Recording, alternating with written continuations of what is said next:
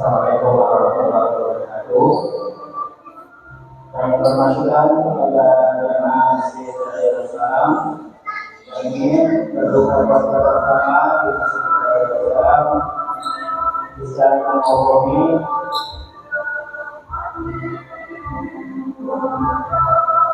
di komunitas lalu digunakan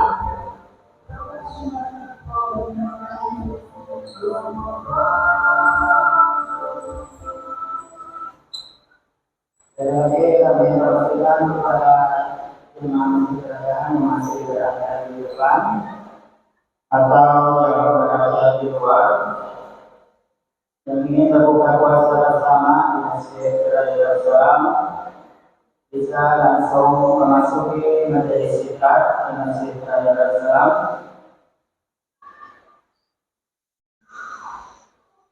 Sekali lagi kepada jemaah sekalian yang ingin berbuka bersama di Masjid Raya Islam, dipersilakan untuk bisa mengambil hidangan yang berada di meja dan minuman dan boleh dan menempati harga-harga yang berada di majelis itikaf atau Masjid Raya Islam. Sekali lagi kepada jemaah Masjid Raya Islam yang ingin berbuka bersama, silakan untuk bisa segera mengambil kue, minuman, dan menempati karpet-karpet yang berada di depan yang sudah disediakan oleh panitia.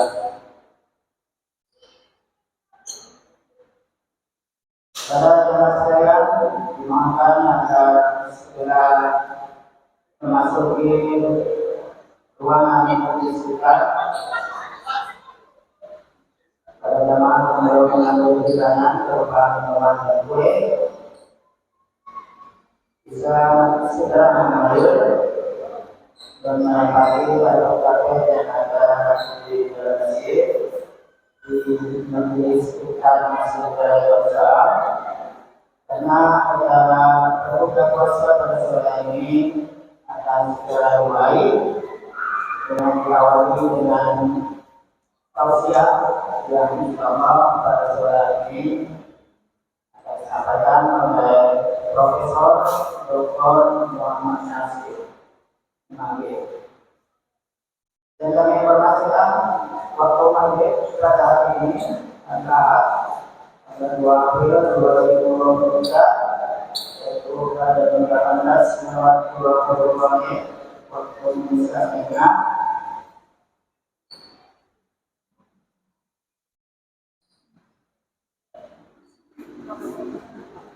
Pada jemaah kita akan tetap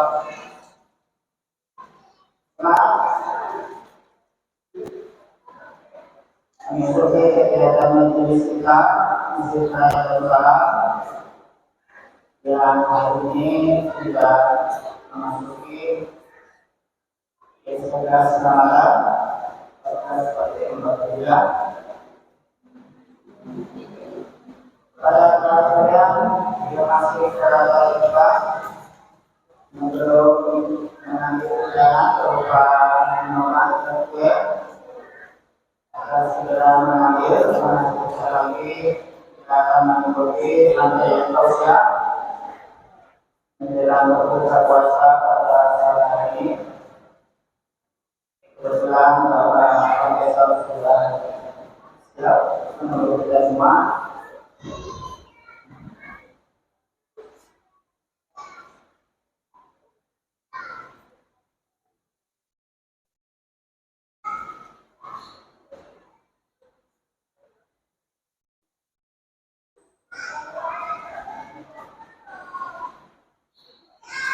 Tetapi kadang-kadang memasuki keadaan Tuhan ataupun yang memasuki majelis kita yang belum akan diundang berupa minuman agar segera mengambil lagi kita akan sama-sama mengikuti tausiah dalam berbuka puasa ini.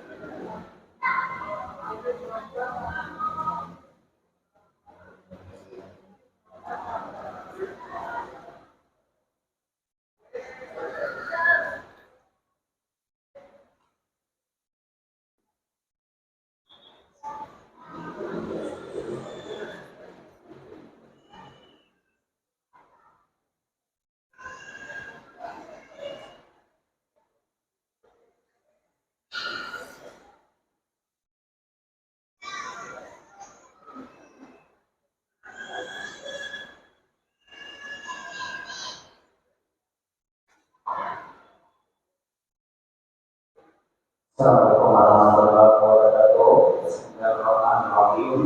Alhamdulillahirrahmanirrahim. Wassalamualaikum warahmatullahi wabarakatuh. Sayyidina wa Muhammadin wa alihi wasallam. Ibu jemaah sekalian salam. Kita salam.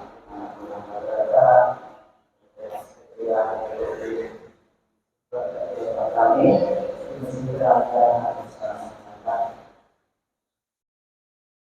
untuk menunggu waktu berbuka puasa sama-sama kita mengikuti tausiah puasa ini yang insyaallah akan Profesor Dr.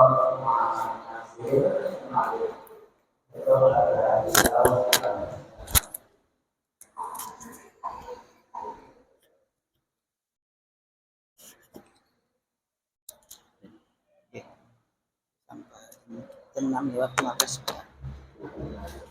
Bismillahirrahmanirrahim. Assalamualaikum warahmatullahi wabarakatuh. Alhamdulillahirabbil alamin. Shalatu wassalamu ala asyrafil anbiya'i wal mursalin. Sayyidina wa maulana Muhammadin khatamil anbiya'i wal mursalin. Wa ala alihi wa ashabihi wa man tabi'ahu bi ihsanin ila yaumiddin. Amma ba'du. Qalu subhanaka la 'ilma lana illa ma 'allamtana innaka antal 'alimul hakim. Wa rabbi zidna 'ilman nafi'an warzuqna fahma wasi'a ya Fatah yang alim. Bapak dan Ibu yang dimuliakan oleh Allah Subhanahu wa taala. Pertama dan utama, mari kita senantiasa bersyukur kehadirat Allah Rabbul Alamin atas limpahan rahmatnya kepada kita semua, sehingga kita bisa berpuasa di bulan suci Ramadan ini dengan baik. Kita doakan saudara-saudara kita yang boleh jadi saat ini kurang sehat, mudah-mudahan mereka segera sembuh agar juga bisa melaksanakan perintah Allah, yaitu ibadah puasa di bulan suci Ramadan ini. Selanjutnya, kita sebagai umat Rasulullah SAW tentu kita senantiasa bersalawat, senantiasa bertaslim kepada junjungan kita Nabi Allah Muhammadun sallallahu alaihi wasallam. Semoga syafaatnya senantiasa tercurah kepada kita semua, terutama nanti syafaatnya di yaumul qiyamah insyaallah. Bapak Ibu yang dimuliakan oleh Allah Subhanahu wa taala. Kita sudah mengetahui bahwa puasa Ramadan itu adalah ibadah mahdhah atau ibadah individual, merupakan kewajiban setiap orang yang beragama Islam dan memenuhi syarat untuk berpuasa, maka itu adalah ibadah mahdhah, kewajiban individual yang tidak ada kaitannya dengan orang lain, hanya dia dengan Allah yang tahu. Disitulah kejujuran. Dilihat seorang hamba berpuasa, tidak makan, tidak minum, terus tidak melakukan hal-hal yang berpuasa dengan sadar dan keyakinannya kepada Allah Subhanahu wa taala. Jadi ibadah puasa itu adalah ibadah mahdhah, ibadah individual. Dan karena ibadah ini adalah ibadah mahdhah, ibadah individual, tentu manfaatnya juga sebenarnya kembali kepada individu tadi, kembali kepada setiap orang yang berpuasa. Meskipun nanti dampak dari puasa seseorang itu bisa berpengaruh kepada masyarakat lain atau orang lain. Yang pertama, tujuan berpuasa adalah ditegaskan oleh Al-Quran. Ya ayyuhalladzina amanu, wahai orang-orang yang beriman, kutiba alaikumusiyam, diwajibkan atas kalian semua untuk asyam, berpuasa. Kama kutiba alal ladzina min qablikum, sebagaimana telah diwajibkan orang-orang sebelum kita semua. La'allakum tattaqun, tujuannya adalah untuk menjadi orang yang bertakwa. Yang dimaksud dengan orang yang bertakwa itu adalah secara umum agar menjadi orang yang bisa menjaga diri. Penjagaan dirinya sungguh-sungguh. Penjagaan dirinya terus-menerus setiap waktu, agar dia senantiasa maksimal melaksanakan perintah Allah Subhanahu wa taala dan menjauhi larangan Allah Subhanahu wa taala. Jadi tujuan puasa pertama adalah menjadi orang yang bertakwa. Menjadi orang yang selalu menjaga diri, menjadi mengatur diri, memelihara diri agar diri ini senantiasa taat kepada Allah. Perintah Allah dilaksanakan dengan baik dan larangan Allah dijauhi juga dengan maksimal dan sungguh-sungguh. Ini tujuan akhir daripada berpuasa. Tujuan pertama maksud saya. Tujuan pertama ini bisa jadi tidak dicapai oleh setiap orang meskipun dia berpuasa. Bisa jadi. Karena ada juga orang berpuasa belum bisa menjaga dirinya dengan sungguh-sungguh, masih berbuat dosa juga, ada campur baur. Itulah sebabnya di ayat ini Allah mengatakan la'allakum, semoga saja kalian dengan puasanya bisa menjadi orang bertakwa. Kalau dalam bahasa Arab, la'alla itu bermakna harapan. Ya dulu alat taraji, menunjukkan mana harapan, mudah-mudahan. Ketika disebut harapan, artinya ada orang yang berpuasa dapat menjadi orang yang bertakwa, ada juga yang tidak. Nah ini mudah-mudahan kita semuanya bisa berpuasa dengan baik, terus bisa juga menjaga diri, memelihara diri, mengatur diri sungguh-sungguh terus-menerus, sehingga kita bisa meraih gelar takwa kepada Allah Subhanahu wa taala sebagai tujuan utama dari pelaksanaan ibadah puasa. Yang kedua, tujuan berpuasa itu agar kita bisa menghapus dosa, bisa membersihkan kesalahan. Karena selama 11 bulan itu bisa jadi kita tidak bisa mengendalikan hawa nafsu. Karena tagihan-tagihan nafsu ini luar biasa. Keinginannya sangat tinggi.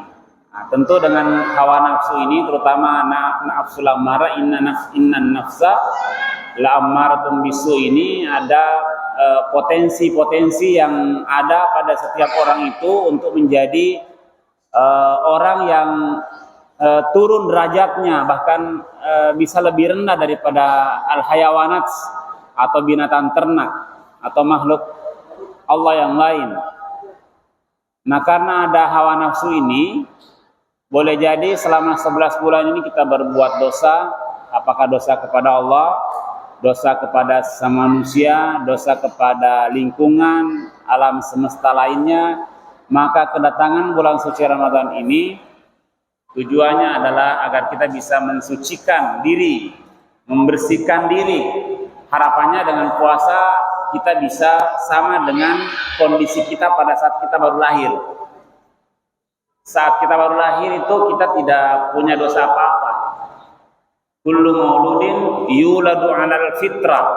Setiap orang yang lahir itu dilahirkan dalam keadaan fitrah, bersih, suci, nggak ada dosa. Nah, dengan dengan nafsu yang ada ini, ya, dengan potensi kebinatangan namanya kuwatul syahwat, kuwatul hayawanat yang ada pada setiap orang, bisa jadi dia banyak dosanya. Datanglah bulan suci Ramadan untuk menghapus itu, untuk membersihkan itu. Maka dengan puasa, insya Allah di hari raya Idul Fitri nanti itu kita menjadi orang yang Idul Fitri. Yang disebut Idul Fitri itu adalah kembali suci. Jadi kita lahir suci, lalu berbuat dosa dengan potensi tadi, kuwatul hayawanat itu. Datang bulan suci Ramadan, kita bersihkan lagi. Di hari raya itu nanti, kita kembali ke suci lagi. Maka dia disebut Idul Fitri. Idul Fitri itu ada dua kata, Aidun. Aidun maknanya kembali. Al-Fitri itu suci. Jadi Idul Fitri itu adalah kembali suci. Maka orang yang merayakan hari raya Idul Fitri itu adalah orang yang benar-benar bisa berpuasa dengan baik di bulan suci Ramadan. Dia istighfar, dia membaca Quran, dia bangun di malamnya, salat tarawih dan sebagainya untuk menghapus dosanya, beristighfar. Maka dialah yang layak merayakan Idul Fitri itu. Bukan orang yang banyak duitnya, lalu mereka beli barang-barang baru, lalu menyiapkan makanan di hari raya dengan makanan yang luar biasa banyaknya. Belum tentu dia Idul Fitri. Tapi mereka yang Idul Fitri itu adalah mereka yang tadi ibadahnya di bulan suci Ramadan ini sungguh-sungguh. Dengan demikian, tujuan kedua dari berpuasa itu adalah agar kita bisa kembali bersih, menghapus dosa-dosa yang pernah kita lakukan selama 11 bulan. Rasulullah Shallallahu Alaihi Wasallam menyatakan, "Man shoma Ramadan, barang siapa yang berpuasa di bulan suci Ramadan, imanan, dengan penuh keimanan kepada Allah Subhanahu Wa Taala, wahtisaban, ikhlas karena Allah, bukan karena paksaan, tapi benar-benar ingin membersihkan dirinya, ikhlas karena Allah dia berpuasa. Dia dia benar-benar memahami puasa itu dengan baik. Bahkan puasanya bukan sekedar menahan makan, bukan sekedar menahan minum, bukan hanya sekedar tidak melakukan hubungan suami istri di siang hari, tapi lebih jauh dari itu. Dia menahan matanya, dia menahan penglihatannya, dia menahan hatinya dan sebagainya. Maka inilah ghufira lahu ma taqaddama min zambi. Maka orang seperti ini, kata Rasulullah, akan dimaafkan semua dosa-dosanya. Saya kira ini yang kedua yang ditegaskan oleh Rasulullah Shallallahu Alaihi Wasallam, bahwa tujuan berpuasa itu adalah agar kita bisa membersihkan, mensucikan diri dari berbagai dosa yang pernah kita laksanakan di luar bulan suci Ramadan, agar kita nanti di hari raya benar-benar merayakan Idul Fitri. Terus yang ketiga, tujuan diperintahkannya puasa atau tujuan kita berpuasa adalah agar kita menjadi orang-orang yang selalu bersyukur kepada Allah Subhanahu wa taala. Jangan kita menjadi orang yang kufur, terutama menjadi orang-orang yang kufur nikmat. Apa yang dimaksud dengan orang-orang yang kufur nikmat? Yaitu syitru nikmatil mun'im aw ya'malu fi mukhalafatil mun'im. Syitru nikmatil mun'im adalah orang-orang yang selalu menutup-nutupi nikmat Allah yang diberikan kepada dia. Dia sudah dapat rezeki yang luar biasa, masih mengatakan rezekinya kurang. Hartanya kurang, duitnya kurang, segalanya kurang. Ini namanya orang yang syitru nikmatil mun'im. Menutup-nutupi nikmat pemberi nikmat. Ya, aw ya'malu fi mukhalafatil mun'im, atau nikmat Allah yang dia peroleh itu dia gunakan tidak sesuai dengan pemberi nikmat. Tujuan mata adalah melihat yang baik-baik, terus dia melihat yang buruk-buruk, itu namanya kufur nikmat. Tujuan anggota tubuh kita ini adalah bagaimana beribadah, tapi dia tidak beribadah, maka dia termasuk kufur nikmat. Hartanya melimpah, tapi dia tidak pernah bersedekah, digunakan untuk berpoya-poya dan sebagainya, maka dia termasuk kufur nikmat. Jadi syitru nikmatil mun'im, menutup-nutupi nikmatnya pemberi nikmat, au ya'malu fi mukhalafatil mun'im, atau dia menggunakan nikmat Allah tidak sesuai dengan kehendak Allah Subhanahu wa taala, maka dia termasuk kufur nikmat. Dengan berpuasa, orang kaya berpuasa, dia menahan lapar, dia enggak minum padahal hartanya banyak. Ya, milik sendiri, usaha sendiri tapi enggak makan.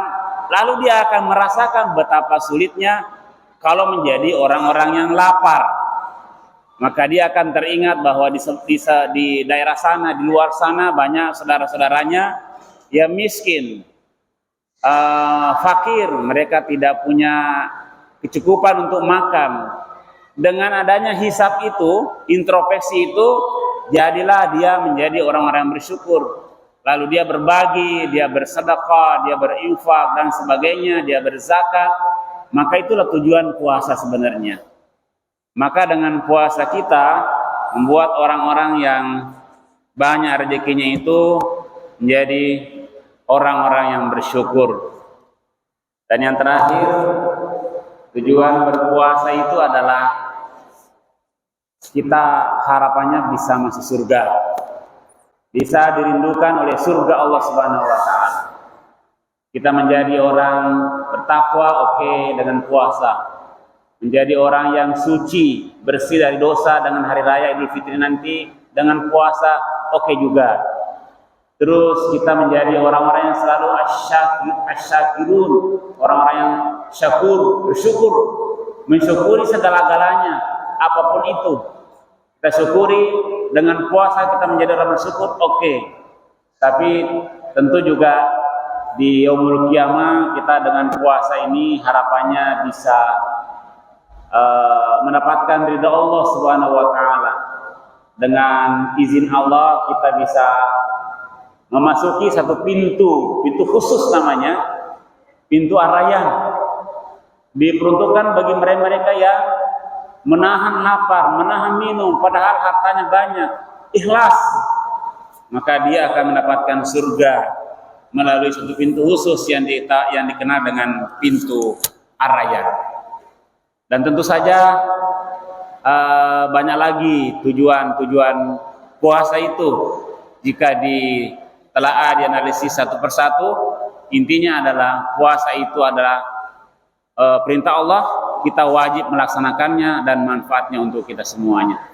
Mudah-mudahan ada manfaatnya apa yang disampaikan ini, terutama kepada diri saya sendiri. Dan mohon maaf jika ada kekurangan dan khilafan. Wabillahi taufiq wassa'adah. Wallahul muwaffiq ila aqwamit thariq. Assalamualaikum warahmatullahi wabarakatuh.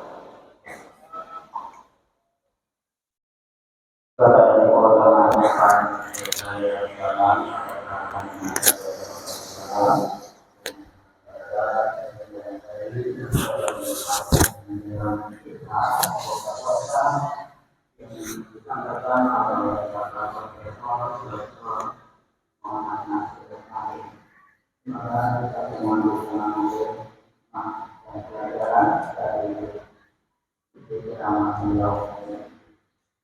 Yang pertama mengambil pada ini bahwa pelajarannya saya membuat kebukaan berdiri dengan doa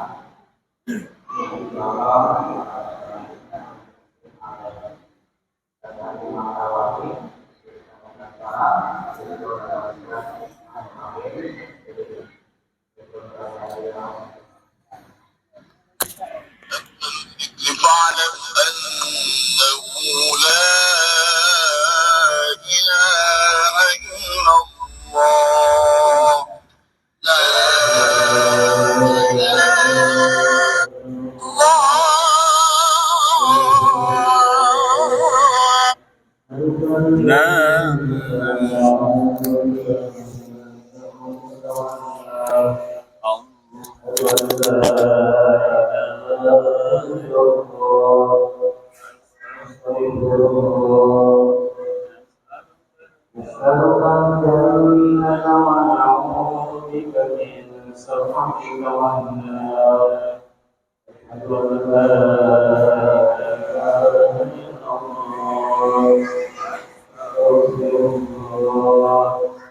أسألك الجنة وأعوذ بك من السخط والنار اللهم إنك عفو كريم تحب العفو فاعف عنا اللهم إنك عفو كريم تحب العفو فاعف عنا اللهم إنك عفو كريم تحب العفو فاعف عنا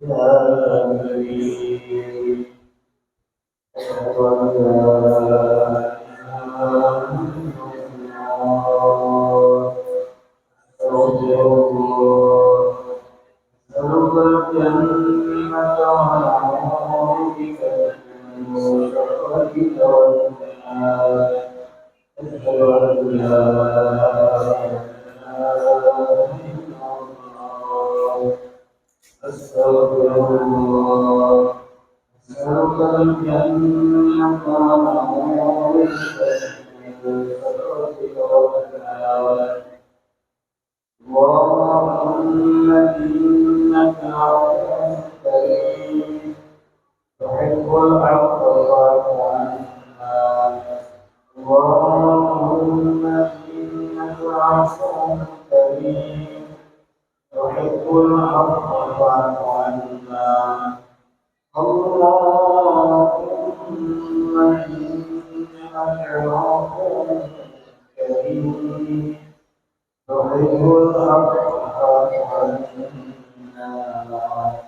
يا كريم أشهد أن لا إله إلا الله أستغفر الله أستغفر الجنة وأعوذ بك من سخطك والنار أشهد أن لا إله إلا الله أستغفر الله أسألك الجنة وأعوذ بك من سخطك والنار اللهم إنك عفو كريم تحب العفو فاعف عنا اللهم إنك عفو كريم تحب العفو فاعف عنا اللهم